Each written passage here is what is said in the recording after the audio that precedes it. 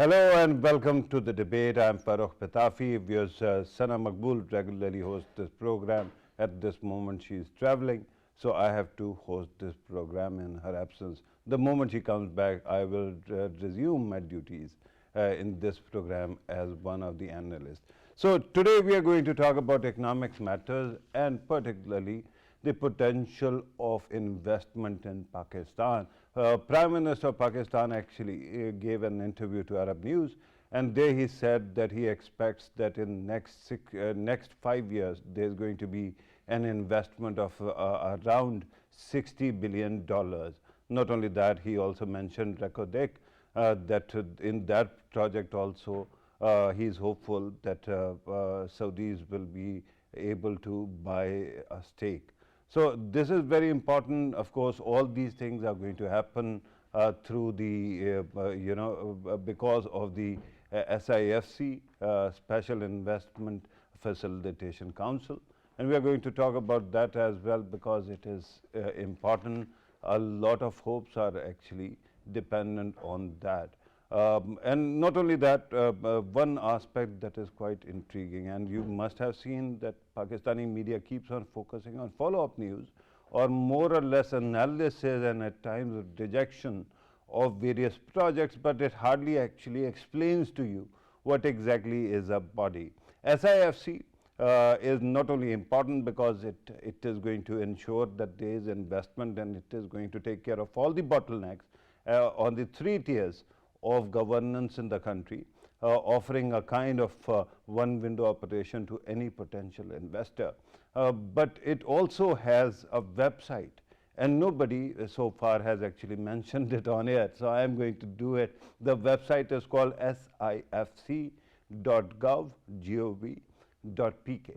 And that is not all, because SIFC has four special focuses: mines and mineral, IT, agriculture, and similar kind of projects. So one of them, agriculture, has a software called LIMS, right? It is actually supposed to be the method through which you can enhance the or improve the quality of agriculture in the country. So it also has a website. It is called LIMS, LIMS.com.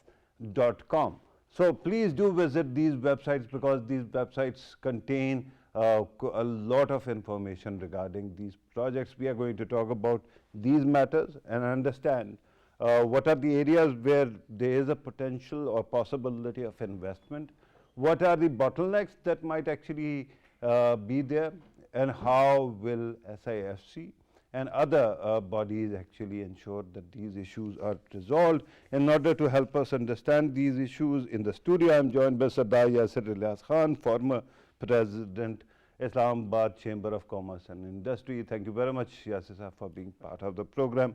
Raja Faisal sits in the program as usual, and we are going to talk about these matters. And then we are joined on Skype by Ashraf Malkham, who's a senior journalist. Thank you very much, sir, for being part of the program. And lastly, but not the least, Dr. Khaqan Najeeb also joins us on Skype. Thank you very much, Dr. Sir, for being part of the program. And Dr. Khaqan Najeeb, I have to start with you. We have been talking about the potential of investment for quite some time, and Prime Minister particularly in this interview has also talked about various bottlenecks that are being taken care of. One of them, which he highlighted, was repatriation of dollars. Do you think that finally after SIFC's introduction and operationalizing, now we are somewhere where these issues can be dealt with and we are in a condition to get investment? So, Pitafi sir, I mean, if the nation has to understand the importance of investment, you just look at the world. All the countries that have grown over the last 4 decades: China, East Asian miracle, India, Bangladesh. The common denominator is the investment to GDP ratio of 25 to 35%. So let's look at what happened in Pakistan. Pakistan's investment to GDP ratio going back a decade was around 18%. Today, In FY23, it has come down to 12.8%. By no stretch of imagination can Pakistan survive with a investment to GDP ratio which is hovering around 13%. It's unfortunate that neither domestic investment, nor public sector investment, nor FDI, nor foreign portfolio investment is to Yeah. the level where we can really think that Pakistan's growth is going to be investment led, not debt led, and investment in terms of not only money but technology, improving Pakistan's productivity. So, if you were to believe in this notion that I've just put to you, Pakistan's FDI has hovered somewhere around $1.5 to $2 billion over the decade. There Yeah. was a time when we were clocking $5 billion, go back, 15, 20 years. Um, but we have not been able to entice the world that Pakistan is a seriously good investment destination. There are two ways to go about it. We could improve our regulatory framework. We must do that. There is no two ways about it. In the short run, we can bypass. So, SIFC, in my mind, and I'm quite clear about this, is a mechanism to bypass the clogged arteries of the heart, the clogged arteries of the bureaucratic setup, the executive setup, the inertia in the system, and try and bring in the needed FDI from abroad. So, how do we do that? Well, I mean, you can, implementation, Pitafi Saab, I used to say this in government. Implementation in Pakistan is a matter of coordination. So, one thing is there are three sets of committees, so they try and coordinate the actions that are agreed, push them forward, provincial and federal level coordination, because things happen at many levels. Right. Then, of course, whatever the role of BOI is, we have not been able to fully, utilize that as an organization. Again, the two important institutions that we created to have private sector BOI and privatization commission. I'm sorry, but honestly, both these were supposed to bring in investment in the country. One by selling brownfield projects, which were already there, the PIAs, the DISCOs, and the RLNG power plants. Uh, we haven't been able to, because we have not believed that they needed to be, equipped with the human resource of professionals. I don't think even today we believe that, but that's where we are. So, SIFC is a mechanism, is an institutional framework. Where is the interest? I've always in on 15th of December 2022, I wrote an article in the Dawn. I today still hold that position, and I'm really glad that Pakistan has realized that potential. Yeah. Pakistan is about rocks and crops. Crops, because that's your low hanging fruit. So you want to get investment in agriculture land. You have, I think, 24 million hectares that are under cultivation right now. You have 9 million hectares that are potential for cultivation. Your drip Absolutely, sir. irrigation, your Dr. Saab, AI absolutely. technologies, your mechanization. While you mentioned, rocks and crops, at that time I was thinking in the middle of that there is also more than 200 million people. They also offer a great market, so we have to talk about that as well. But let me actually bring in Ashraf Malkham Saab. Ashraf Saab, last time when you were in this program, you were talking about the importance of privatizing or offloading SOEs which are burden. And we have seen that first we saw that law was actually passed by the parliament, the outgoing parliament regarding sovereign wealth fund. Then we were told that 7 assets are going to be under it. And now we are talking about, reforming or offloading SOEs as well. Do you think that when it comes to SOEs, we are at a place that we can actually start privatization, and whether it can take place before election also, or will have to wait for the elections? So thank you very much for inviting me on this very sensitive but important topic. So, but the one thing I have to say that this was unlucky. There are two sectors which are most important sector. There was properly addressed or looked after during a government which is the government of a dictator General Musharraf. Agriculture sector and the privatization sector. The only successful transactions were done during the tenure of Musharraf, which was a PTCI.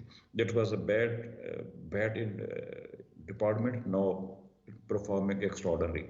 Though this was again a controversial deal. Another, we're talking about my friend Dr. Khaqan Sahab is talking about the agriculture sector. This is a really real sector.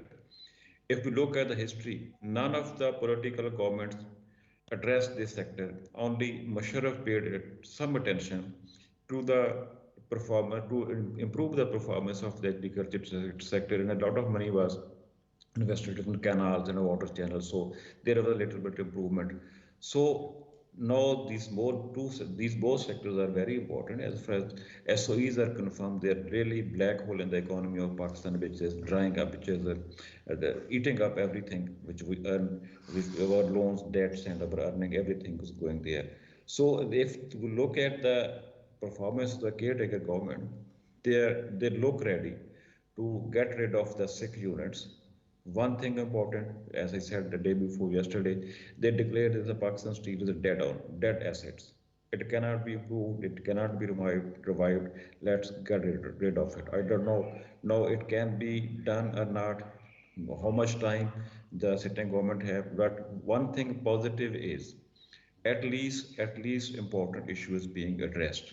If you look at SOEs, PIA is another very bad performing entity of the government of Pakistan. Now, if you look at the total volume of the resources of natural resources which these are eating up, it amounts about $7 billion. Till date, these SOEs have eaten up $7 billion. This is a huge amount. We're licking the feet of IMF just for $700 million, sometimes $1 billion, and we are losing $7 billion through our bad administration, through corruption, through mismanagement, through incompetent boards, which are unable to take important decisions. Mostly their decisions are really out of question how they are taking the decision of how they are running. Such incompetent boards are running very important institutions of the government. So what to do with it? Is government serious? Yes. This is for the first time. It looks that the government is serious. They want to do something. But the only issue is every government serious. When the government completes its own work, government changes. New government has its own priorities, own decisions, own policies. Everything done in the past is thrown in the dustbin. My fear is that if this is true, elections are coming in February. Will this caretaker government will be able to do something important to get rid of SOEs or not? If yes, election comes, then will the next government follow these policies? Right. Something That had to is be ensured continuity of policies. I And met Ashraf my Sahab, that is very important question. As we go forward in the program, we will actually continue to explore the possibility of sustainability of these reforms as well. But let me bring in Sardar Yasir also. Since we are talking about economics and we are talking about investment, Yasir Sahab, one aspect that is quite intriguing is that we have been talking about SEZs, special economic zones, since the CPEC started, right? And one thing that we have seen is that not many Pakistani companies actually went there and started investing. Perhaps there was issue of timing or something. Right now we are talking about investment which is G to G essentially, right? Is there a possibility of investment that is B2B as well? Absolutely, and for that reason, I think they've overlooked one of the core areas, which is Pakistan's strength, natural strength, which is tourism. Yeah. When we talk about going back to SEZs, look, Pakistani companies have tried to venture out, but the cost of buying this land is so expensive. As of the last nearly 1.5 years, when we were looking at the new industrial estates in Balwal and Faisalabad, they were touching close to 10 million per acre, and I think this is significant. So for an investor, a capital investment is first and foremost, and obviously with the interest rate, the policy rate being close to about 20%, back then, and obviously it's gone to about 24%. It's not viable for any businessman to put that much liquidity into a project where the payback is going to take 20 years. On average, return on investment should be about 6 years. and that's why it's not viable. And you have a lot of companies coming in from overseas. We've seen a lot of Chinese companies come and set up ceramic factories. Going back to tourism, look, I think that's one area which SIFC should have focused on. We are looking at agro, we are looking at IT, and we're looking at mining and minerals. But as far as B2B is concerned, imagine doing a venture with Walt Disney, for example, and setting up a theme park. Imagine doing a venture with Jumeirah Group from the Middle East and setting up nice hotels. We have all the 4 seasons. We have a beautiful geographic diversity from the north to the south. And we have a wonderful human resource. One reason that actually comes to mind is perhaps that we have, regarding these 4 sectors, energy, IT, and of course mining and minerals and agriculture, we have proven track record of investment transactions, successful investment transactions. That might be something that will take some time regarding tourism. I understand what you're saying is important, but shouldn't essentially be private sector engaging with foreign companies regarding these 4 sectors which have been identified by the SIFC itself? Absolutely. Look, with regards to agro, what we've always missed is transfer of technology and value addition. We've always argued that there's been an issue with cold storage, which is why we've never been able to export as many mangoes. Perhaps a lot of it, 40% is being wasted. Similarly, with apples and many other products being close vicinity to Central Asia and the Middle East, we're still not able to capitalize on those markets, despite being allies to many of these countries. And the same thing when we go to London, same thing when we go to nearby vicinities, where many other countries are exporting and we're not able to. We have smaller countries in the European region that have touched nearly $100 billion annual exports, and we are collectively net exporting close to about 28 billion, 26 billion. It's a struggle. Bangladesh again, and even we're looking at other sectors like textile, for example, we're not being competitive. Look, IT is again one area where we can compete strongly because we're inexpensive as compared to India perhaps, or as compared to the other markets, and we have a human resource and talent which is now diversifying into these segments. We have colleges and universities producing excellent talent, excellent academia, which is at par with world standards. We are now training our human resource to work on cryptocurrency, on algorithms, on AI. We are looking at blockchain technology as well. Virtual reality is being done. Many companies and architects are offering those services here. If I were to do a 3D rendering from a company in the US, it'll probably cost me $100,000. Here, if I do it, it'll probably cost me $10,000. That's the difference in services. And we need to pitch this to the world that we are inexpensive and we are open for business and we are as competitive and as in terms of quality profitable. We're not just profitable, but also in terms of delivery, we're excellent. We deliver a quality which is at par with the world, and that's something we need to pitch to the world. And for that, we need a lot of road shows, and I think that's what's missing. We've got to be able to market ourselves. Actually, just to bring it to your knowledge,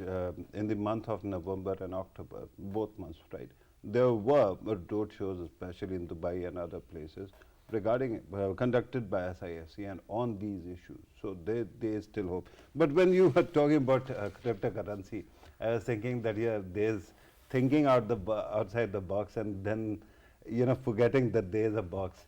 In this country, cryptocurrency is not thought to be a legitimate trade.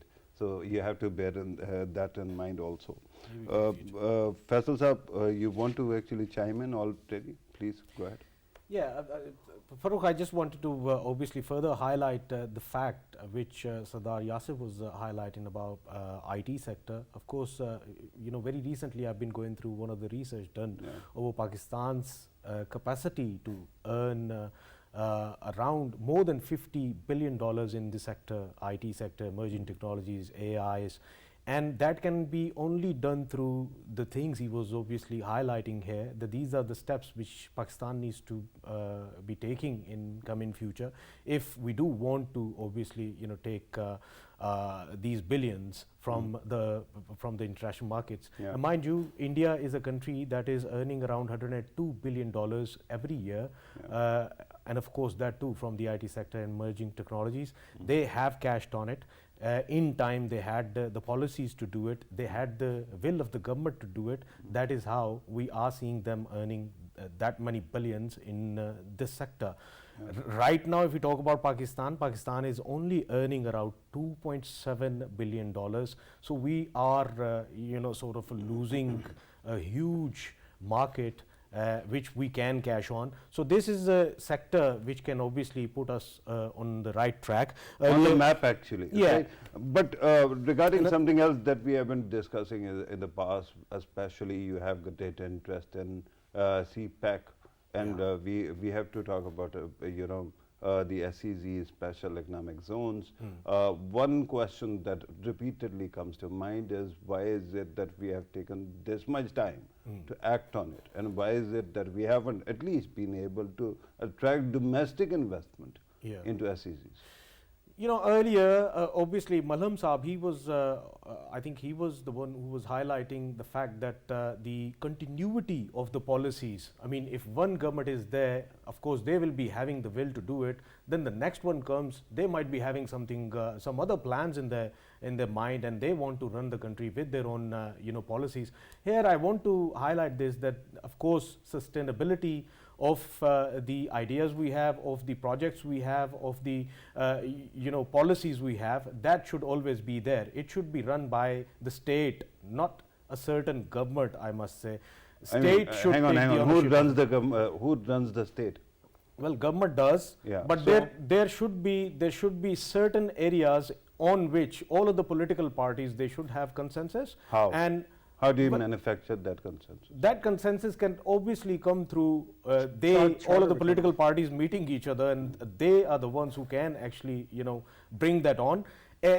Successful countries, if we talk about the West, and if we talk about the economic policies of India as well, for the sake of argument, I mean, that sustainability only came through long-term planning, and that long-term planning obviously required their certain governments, I mean, whoever was coming into the big office, the premier office, they have been, bringing continuity with them. Yeah. That is how countries Thank are you very much progressing for answering another question that I didn't ask. My question was like regarding SEZs. Yeah. But allow me to actually go back to Dr. Khaqan Najeeb. about I'll SEC. come back to you. Just a small But allow me to actually go Yeah. to Dr. Khaqan Najeeb. Then I'm going to come back to you. You are our in-house analyst. You have all the time in the world.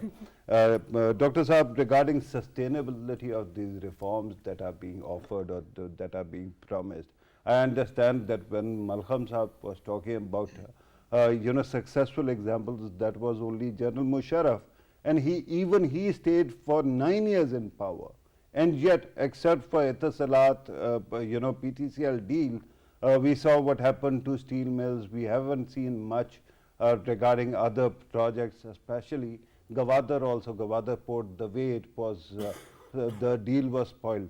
So how do you ensure sustainability of these reforms, because these are important? So Pakistan has to undergo not only administrative policy but structural work as well. So let's think about privatization. Um, One, you have to make believe all the major actors that privatization, whenever you've carried successfully, has helped you. Let's say you deregulated the telecom sector, you privatized PTCL. Look at the kind of competitive market that you've been able to build there, right? There are 4, 5 operators there. You can choose your operator. They're competing with each other. They're advertising. They're cutting costs. They're bringing efficiency. They're bringing price down. The government still is able to earn good taxation from them. The government sells the 4G, 5G, the spectrum. Government still makes money, and they don't carry your circular debt. So right now, you have to first create that narrative that the success of banking and the telecom sector are examples of this. Look at the other sector, the sector that you work with. Look at PTV and then all the other channels that have come up. Viewers have a choice, advertisements have increased, jobs have increased. So whenever these things happen, PIA's privatization will open new jobs for them, not bring the jobs down.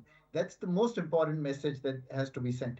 Even today, when I hear the government, they keep saying, oh, we are going to protect everyone's job. You will not need to protect their jobs. You got to make them believe that your jobs will get upgraded. When PIA, instead of 34 aircrafts with 15 operational aircraft, goes to 100 aircrafts, there will be a lot more new jobs. There will be a lot more promotions. There will be a lot more new setups.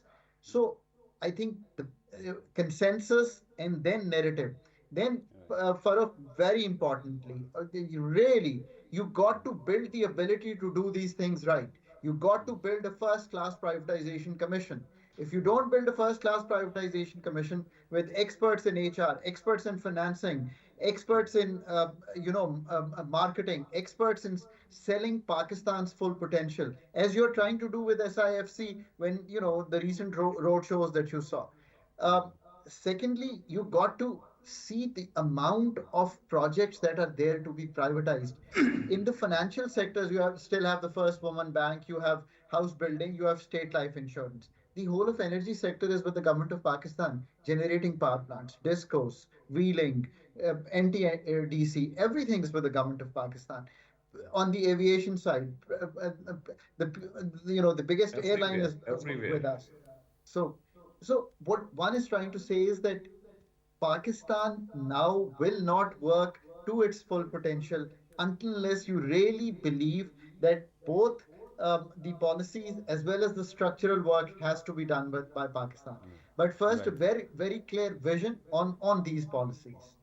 Right. So there, we are told that there is a vision. The only problem is that perhaps there might be some problem with communicating it to the media or media's inability to further, communicate to the people of Pakistan. So we'll keep on exploring that as well. But Malkham Saab, when you were talking about, General Musharraf's example, another example also came to my mind, and that was financial sectors, banks that were actually privatized by PMLN's government. And they have been very successful entities so far.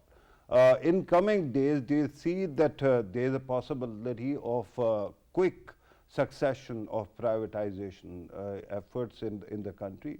And secondly, when it comes to investment coming to this nation, we have seen that investment comes, but perhaps because our elite is extractive in nature, the common man on the street doesn't get the benefits of that investment. It is limited to a coterie, it is limited to certain sectors or areas, nothing beyond that. Do you think that there is a cure of that as well, sir? So what Ashraf I sir. have to say is we need to do two important things. Number one, every decision which is taken by the Privatization Commission or any other department, there should be decision of the state, not of any government. It should be decision of state. Irrespective of the government, it should be implemented. Before taking a decision, proper homework should be done, deep thought should be given. After deep thought, if any decision taken, it should be responsibility of the state to carry out and implement the decision. Number one. Number two, we have to very carefully taken the decision. What decision we take, what decision we should not take. We should not take decision to oblige someone. We were talking about the financial sector really, but we have the best financial sector of the time today. Even if the neighboring countries or the region, we have the best financial system in Pakistan. But if you look at the background, three banks were privatized, three were most controversial. How much Pakistan made money from them, that is still a big question. Everything should be very transparent, should be decisions, every transaction should be very transparent, and when taken, it should be responsibility of the state to implement it. I am talking about just one example. In the past, we privatized the International Hotel Lahore. Everything is complete. Money is paid by the buyer. It looks the process was transparent, but still the buyer is looking after to have the possession of his property, his asset. He is in court of law.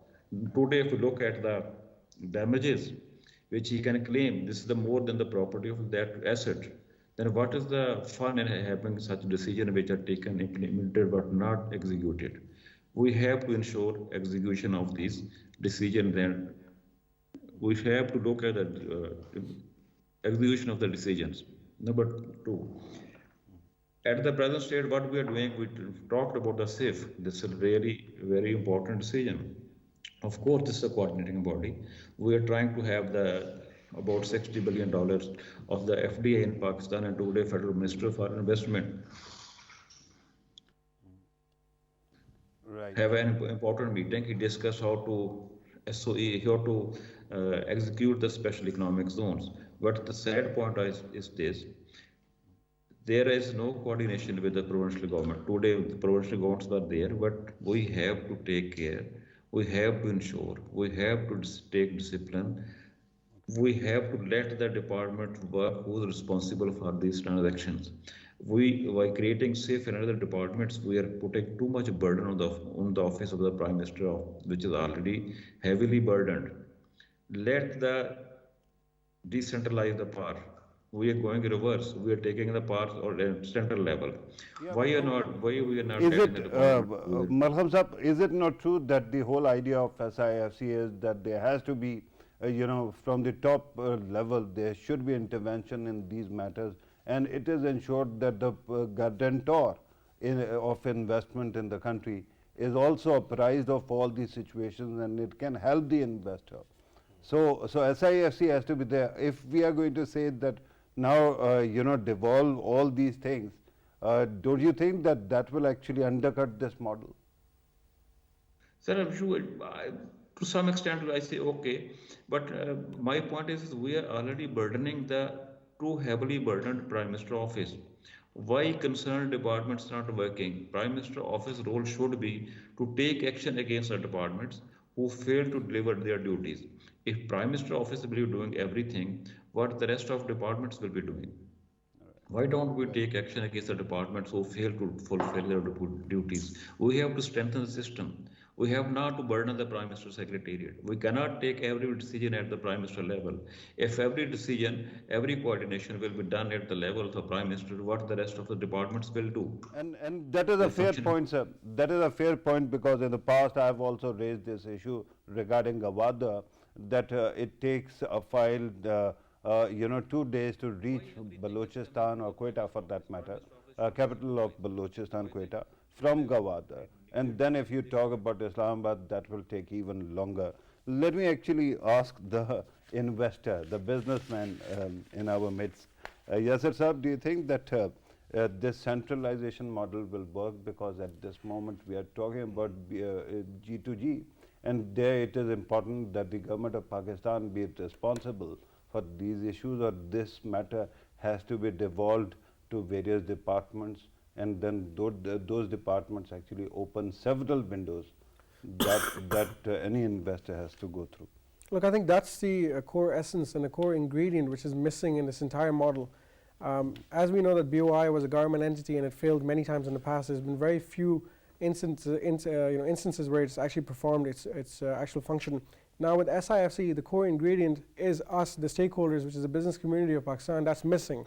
And I think we should definitely be a part of the SIFC program. Yeah. So when you go to these conferences, when you go to the seminars or the road shows, people want to hear it from the horse's mouth. They want us to give them reassurance that things are fine in the country. So we deal with institutions, especially bureaucrats, on a day-to-day basis, know exactly what the problems are, where the problems are. Yeah. A typical government officer wouldn't. So we deal with them with regards to ISCO, CDA, RDA, KDA, LDA, which are the core institutions we have to face on a daily basis for policies and bylaws and for reforms. So what you are saying essentially is that Pakistani investors should get the kind of access that foreign investors are promised in this model? Absolutely, and I think we should not. So you would rather talk to the Prime Minister than various departments? Absolutely, because we can give them first-hand information on where the issues are, what the issues are, and how we can address them better, because we don't just highlight problems but also offer solutions. And I think if we address the issues locally, it'll be far easier to get foreign investment also. But what you're saying is it not essentially against what Malkham Saab was saying? And it is true that Pakistan's investment model is also elitist, because it tends to actually centralize a lot. And then in the end, when you talk about investment on the grassroots level, then it becomes quite difficult, because the Prime Minister's office is not always present in every city where investment might be. We shouldn't have to have the Prime Minister's office involved if the institutions are empowered and people like us are empowered through forums such as SIFC, where we would be able to highlight the issues and create reforms then and there on the spot, because the institution will have the power to implement without going to the Prime Minister's office. If we all have to go to the central office of the Prime Minister or get an executive order issued, that means the function is negated for all the other departments, and therefore they're null and void. So along with the SOEs, we need to lay off all these other people that are working in all the other departments, and I think that's fundamental. Look, with regards to investment coming in from overseas, there's a lot of investment neglected locally, If the one window essence exists in Pakistan today, I'm telling you there's hundreds and billions of rupees available within the investment scale of the region.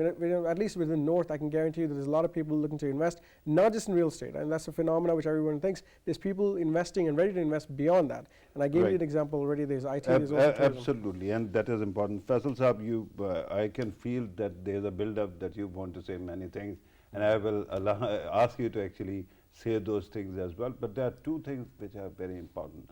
One, in the past we had some false starts. For example, if you remember PTI's government's time, at that time also, because Turkey and Malaysia and their leaders were coming to Pakistan, and we kept on hearing that there's a lot of potential for investment, and then it went sideways, right?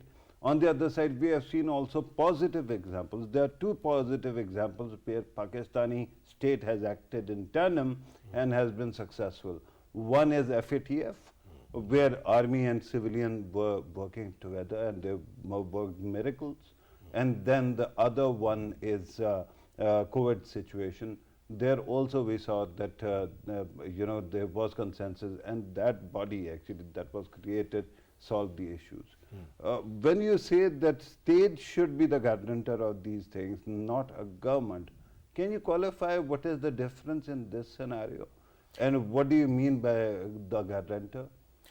You know, Farrukh, when it comes to Pakistan and Pakistan attracting FDIs, I mean, people, the investors, they are very smart in this context that, Pakistan is a country overall considered as, anything can happen in terms of political instability. And any investor is always bothered about it. And if we, look at Pakistan's, affairs and attracting the investment from the outside of the country, of course, the investors, they keenly ask for the state's guarantee, because the money they are spending in Pakistan, they want sort of a guarantee that, their money, of course, is not going to go waste. And if we I'm asking you to actually spell out what does the state's guarantee entail. Because Pakistan has a constitution, it has courts also, and those courts cannot be asked to actually step ahead and guarantee, give guarantee that they are not going to explore a project like, for example, it happened in Steel Mills case. Similarly, there's going to be a parliament which is bound to keep on asking questions. So how do you actually ensure, give guarantees from state side, if you are saying that government is a different entity from the state? In an ideal world, of course, state and the government, they stay aligned, and of course they are always the same thing.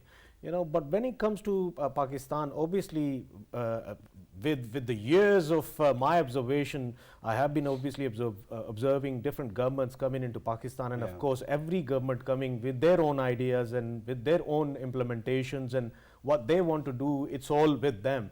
And a policy which was a successful policy and should have been continued, and it was carried out by the previous government, it does not get continued just because of one reason, that it was started by them. No, you're qualifying what is understood, right? Yeah. My question is, when you say that the state should give guarantee, who should that person be, or who should give guarantee on behalf of the state? Is it President Arif Alvi? Is it the Army Chief?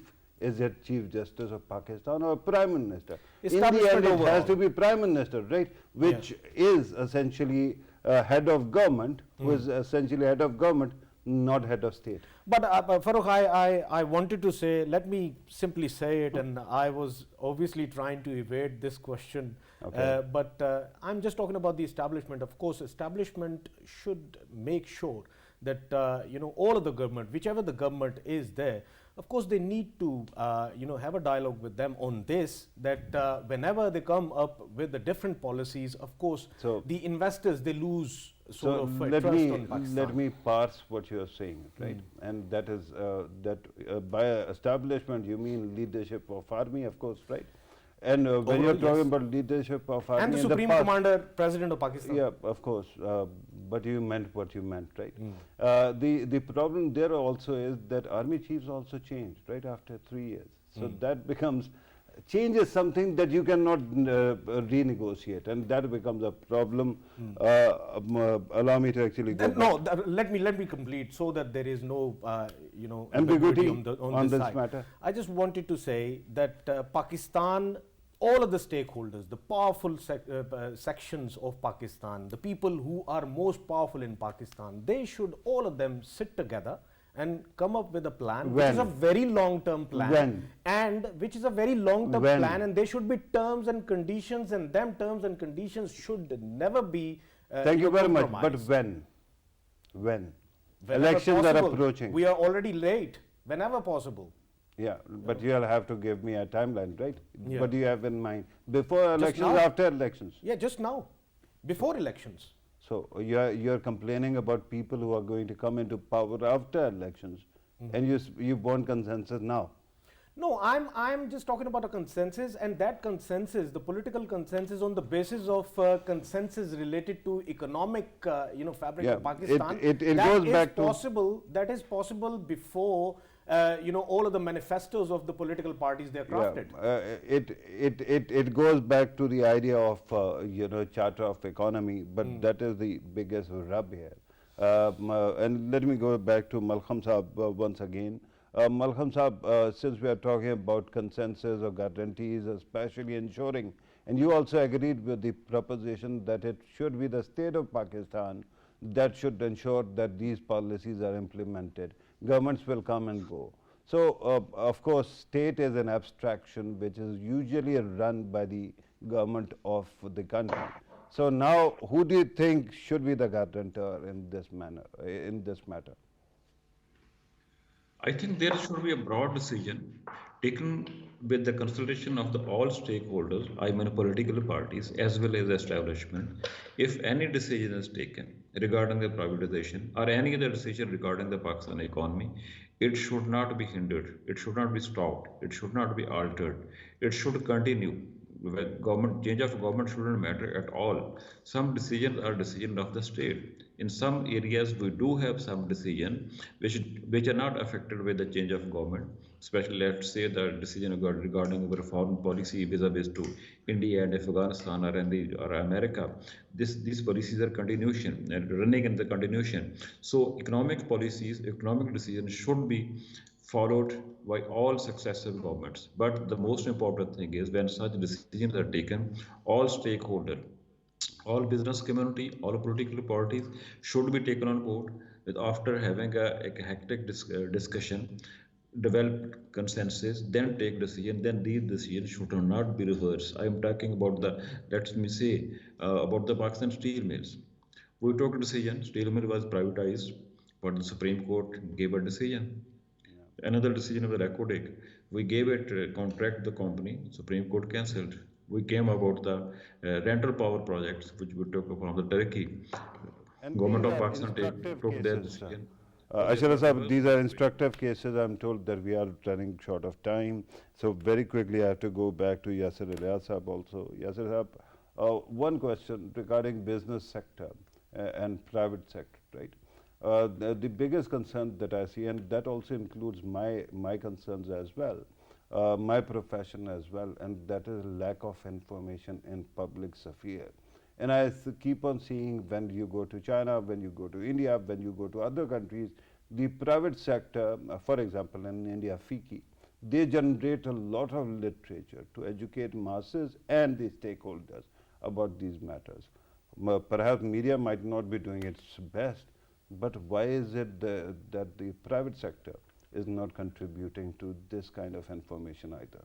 Well, the private sector knows, I mean, if you're looking at someone like in our region, for example, when we talk about Chamber of Commerce and the business community as a whole, we know what the government is doing is wrong in terms of their policies, strategies. I mean, look at this year, the FBR has a target of about 9.2 trillion, which we know it's not going to be able to achieve. As of last April and July, we're looking at the fiscal deficit being about 4.6% of the GDP, which is about 3,900 billion. And these are figures which an average citizen of Pakistan has no correlation with. He will have no idea the implication, the impact, and the consequences. Now, naturally, the government's going to come back to us and say, you know what, it's because we're bleeding, we've got to pay these state but my question was not knowing. You must know it, right? I was talking about telling, and that becomes a problem because I haven't seen that kind of literature being generated. But we'll continue this discussion another day. I'm told that we have to conclude the program here. Sardar, Yasir, Ilyas Khan sahab, thank you very much for being part of the program. Ashraf Malkham sahab was with us via Skype, and so was Dr. Khaqan, Najeeb. Thank you very much to both the gentlemen for being part of the program. And Raja Faisal sahab, always a great pleasure talking to you in this show. We always have our fun. Thank you very much for being part of the program. Viewers, you have listened to our participants. These questions are important. But the most important aspect of it is that we keep on going through various crises, and every time we keep on looking at various avenues for recovery. And here is a great shot that we can take and resolve all these issues for once and for all. The only problem is that somehow all the stakeholders, and I'm not talking about government sector, I'm not talking about establishment, I'm not talking about bureaucracy, I'm talking about business, media, all other stakeholders. They don't see, and political parties, they don't seem to be geared to actually take a lead in this matter. So we'll have to keep on asking why is it so, and what will it take for them to mobilize. This was today's program. Thank you very much for watching. Take care.